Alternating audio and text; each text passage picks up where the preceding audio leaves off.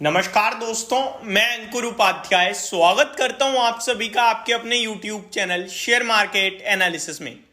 बहुत कुछ हो गया है बाजार में एक दिन में। देखिए, इजराइल और ईरान का जो कंटिन्यू मामला चल रहा है उसमें फ्रेश अपडेट आते हुए दिख रही है।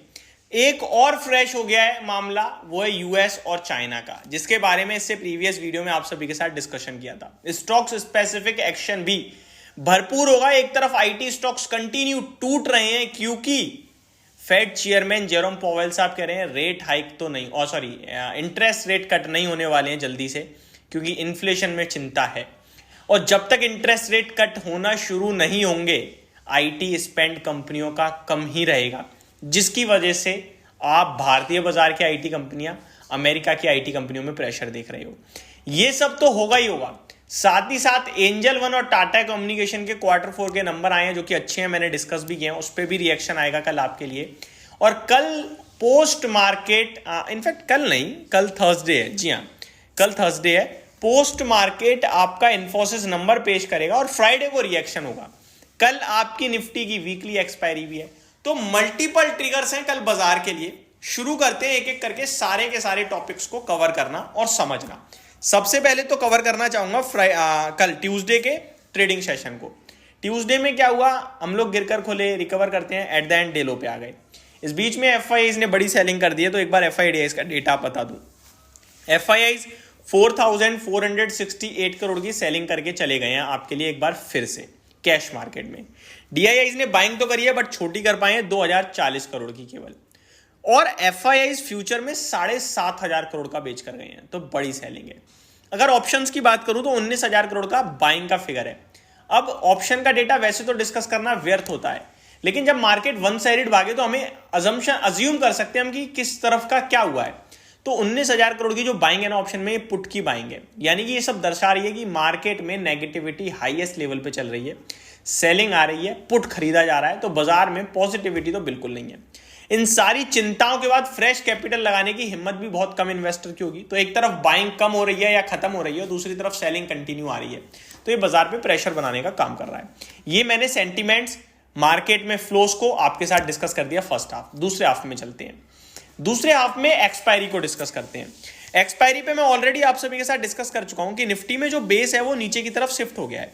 पहले हम 22,500, 22,800 की बेस में थे, उसके बाद हम 22,300, 22,500 की बेस में पहुंचे, और अभी हमने 22,200 के नीचे जो क्लोजिंग दी है, अभी हमारा बेस हो गया 22,350, 400 से लेकर 22,000 का, यानी नीचे की तरफ ही शिफ्ट हो रहा है। तो कल एक्सपायरी के लिहाज से नीचे में घर कितना खुला है मेरे को नहीं पता, क्योंकि अमेरिका अभी भी ऊपर से देखा जाए 2 दिनों से अमेरिका खुलता अच्छा है, ऊपर खुलता है लेकिन नीचे आ जाता है। अभी भी खुला ठीक, लेकिन नीचे जा रहा है। अब कितना नीचे जाएगा मुझे नहीं पता, आपको नहीं पता, रिकवर करेगा मुझे नहीं पता, आपको नहीं पता।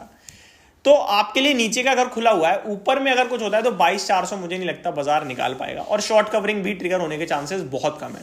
शॉर्ट कवरिंग कौन ही करवाएगा, मेरे को नहीं लगता, क्योंकि शॉर्ट भी नहीं है, कोई शॉर्ट भी बनाने की हिम्मत नहीं हो रही है। क्या आप पुट लेने की हिम्मत रखते हो? नहीं रख पा रहे हो, क्योंकि बेचने का मन ही नहीं करेगा। यहां से ये लगेगा यार बहुत गिर गया है। तो मेरे को लगता है कि मार्केट में ऊपर 22,400 है और नीचे में घर खुला हुआ है अभी के लिए, तो ऐसा लग रहा है। कल की बात करूं तो तीसरे पहलू पे चलते हैं, इजराइल और ईरान। इजराइल ईरान में एक ओवरहैंग लटक गया है कि इजराइल कह चुका है हम हमला करेंगे, और कब करेंगे ये नहीं बता रहे हैं, कैसे करेंगे ये नहीं बता रहे हैं। यानी कि मैं ये काम तो करूंगा, पर कब करूंगा, कैसे करूंगा किसी को नहीं बताऊंगा। साथ ही साथ इजराइल की तरफ से अभी भी कुछ फ्रेश अपडेट आई हैं, मैं आपके साथ डिस्कस करूं अगर, तो ये अपडेट आपके लिए सुबह आते हुए दिखिए, जहां Israel's war cabinet has been working round to clock to decide on how to retaliate against Iran for its drone and missile attack. ये जो ईरान ने किया है उसको कैसे हम कर सकते हैं, सब सोचने में लगे पड़े हैं। अमेरिका कह रहा है कि मत करो हमला, बट वो नहीं मान रहे, भैया वो सोच रहे हैं कि कैसे कर सकते हैं। साइबर अटैक करें, डायरेक्ट अटैक करें, क्या करें क्या ना करें पता नहीं, लेकिन करने के लिए बैठे हुए हैं तैयार। तो ये सारी चीजें चल रही हैं। अब कब होगा वो किसी को नहीं पता, लेकिन होने होगा इसकी उम्मीद में स्टॉक मार्केट बार बार नीचे जा रहा है। अब गिफ्ट निफ्टी की बात करूं तो 100 के आसपास ही दिख रहा है और हमारी क्लोजिंग भी 22,150 थी। डाउ जोन्स की बात करूं तो खुला तो आज भी अच्छा, अगर टॉप से काउंट करूंगा तो 300 350 पॉइंट नीचे खड़ा है। अगर एग्जैक्टली लाल निशान की बात करूं तो केवल 108 पॉइंट नीचे है। तो अमेरिका में अभी भी पॉजिटिविटी नहीं लौट रही है, डे लो पे ही ट्रेड चल रहा है अभी भी। तो इन सब के बीच में आपको क्या करना चाहिए क्या नहीं करना चाहिए, ये सबसे अहम सवाल है। तो देखो, अगर आपका व्यू यहां से केवल 6 महीने प्लस का है ना, तो आपके लिए बाजार देगा गिरावट में मौके। अब वो मुझे नहीं पता, आपको नहीं पता कि ये मैटर कितना एस्केलेट होगा, कितना बढ़ेगा। इजराइल हमला करेगा नहीं करेगा, ना आपको पता है, ना मुझे पता है, ना थर्ड पर्सन को पता है। सब अपना अपना अनुमान देते रहेंगे, उससे फायदा नहीं है। अगर हमला करा और उसके बाद ईरान ने फिर करा, फिर यूएस भी कूद गया कि भैया हम तो इसके विरोध में थे, फिर वहां से चाइना और रशिया भी कूद गए, क्योंकि ये भी तो आपका चाइना की भी बिगड़ गई है अमेरिका से। तो ये सब चीजें हुई तो कितना बड़ा होगा मामला किसी को नहीं पता। या फिर कुछ भी नहीं होगा, इजराइल बस बोल रहा है, थोड़ी देर में अमेरिका बोलेगा कुछ नहीं, फिर इजराइल भी कह देगा ठीक है कुछ नहीं कर रहे हैं, तो मार्केट वैसे ही चल देगा। तो अब ये डिसाइड करना है इजराइल, ईरान और आपका इन्फ्लेशन को कि बाजार कितना नीचे जाएगा, वो कोई डिसाइड नहीं कर सकता। लेकिन मेरा मानना है कि क्वालिटी स्टॉक्स की लिस्ट बनाओ, हर 3 से 5% की डिप पे एक छोटा अमाउंट लगाओ और इसी तरीके से इन्वेस्ट करो। 3 महीने, 1 महीने, 2 महीने कब तक गिरेगा पता नहीं, लेकिन आप इस स्ट्रेटेजी से इन्वेस्ट करते हो तो 6 महीने बाद पैसा बनना तय है और बनने लगेगा। 6 नहीं तो 9 महीने में बनेगा। और मेरे को लगता है यहाँ से जब बनेगा पैसा तो वो आपको एक अच्छी बाइंग अपॉर्चुनिटी के साथ आप खरीद पाओगे और पैसा जो है वो भी अच्छा बनेगा।